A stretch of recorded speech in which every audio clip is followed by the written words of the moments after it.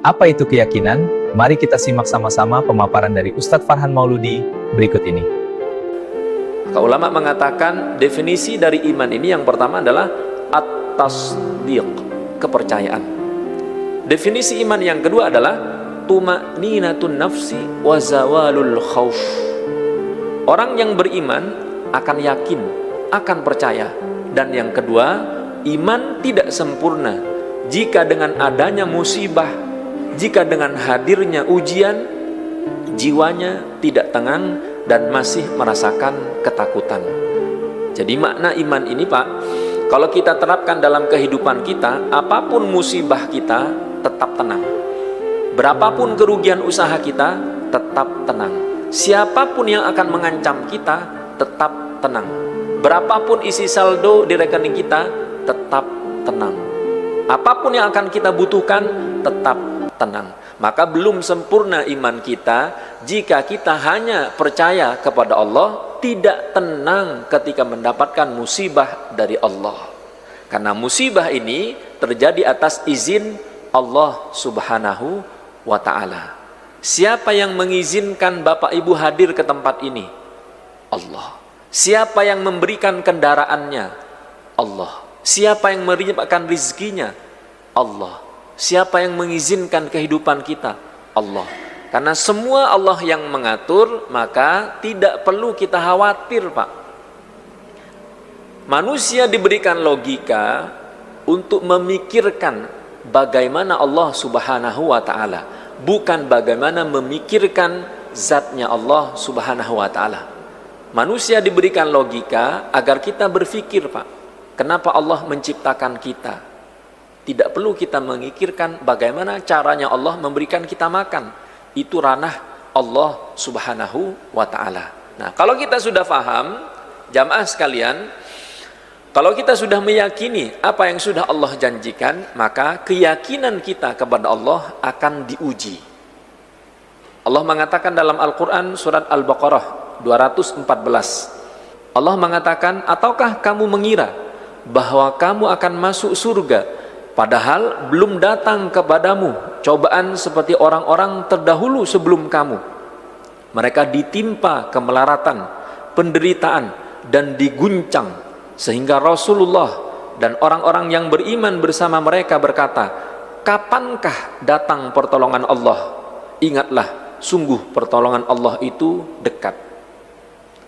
Jangan pernah mengira ketika kita sudah mengatakan masuk Islam, KTP kita mengatakan beriman kepada Allah yang tidak terlihat, kemudian kita dibiarkan mengatakan beriman tanpa diuji, mustahil.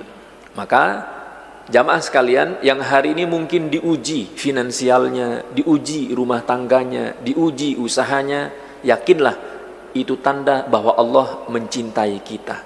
Rasulullah mengatakan, innallaha idza ahabba qauman ibtalahum. Sesungguhnya jika Allah mencintai sebuah kelompok, seorang hamba, maka Allah akan menghadirkan ujian bagi hambanya tersebut. Yang perlu kita khawatirkan ketika kita hidup tidak diberikan ujian oleh Allah. Yang perlu kita khawatirkan selama berbulan-bulan Allah tidak menguji kita. Yang perlu kita khawatirkan setelah kita hidup bertahun-tahun ternyata tidak ada ujian dari kita, maka ini yang perlu dikhawatirkan. Jangan-jangan ini adalah istidraj dari Allah Subhanahu wa ta'ala. Tidak ada ceritanya orang yang beriman tanpa ujian, mustahil Pak. Karena Nabi sendiri diuji oleh Allah Subhanahu wa ta'ala, padahal beliau manusia yang paling mulia yang Allah izinkan hidup di dunia. Ketika ujian datang, pilihannya dua, menyalahkan Allah atau menerima takdir Allah. Ingatlah bahwa dengan menyalahkan tidak pernah memperbaiki keadaan. Ketika uang kurang, ketika ditipu orang, ketika banyak utang, ketika partner bisnis tidak amanah, mungkin dengan mudah kita menyalahkan manusia. Ini gara-gara karyawan saya Ustaz, gara-gara partner bisnis saya Ustaz, gara-gara suami saya, gara-gara istri saya, gara-gara anak saya. Menyalahkan sekali lagi tidak pernah memperbaiki keadaan. Maka yang perlu kita perbaiki ketika diuji oleh Allah Subhanahu wa ta'ala adalah keimanan kita kepada Allah Subhanahu wa Ta'ala. Apakah kita meyakini bahwa Allah itu maha kuasa? Apakah kita meyakini bahwa Allah itu maha kaya? Apakah kita meyakini bahwa Allah sanggup memiskinkan orang kaya? Apakah kita meyakini bahwa Allah sanggup untuk mengkayakan orang miskin?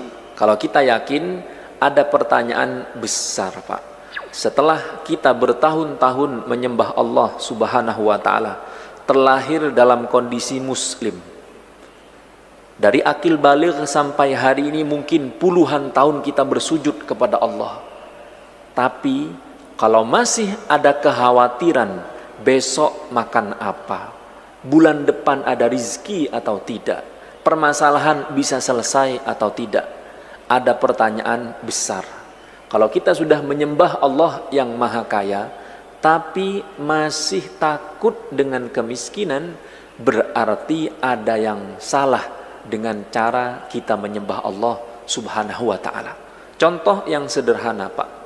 Bapak dekat dengan orang kaya, kira-kira Bapak tambah miskin atau ikut kaya? Bapak dekat dengan pejabat, Bapak dapat proyek, tambah miskin atau tambah kaya?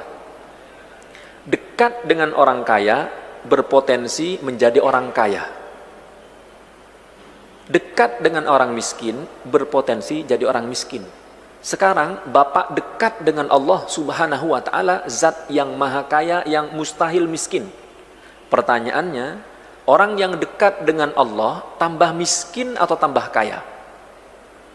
Seharusnya bertambah kekayaannya.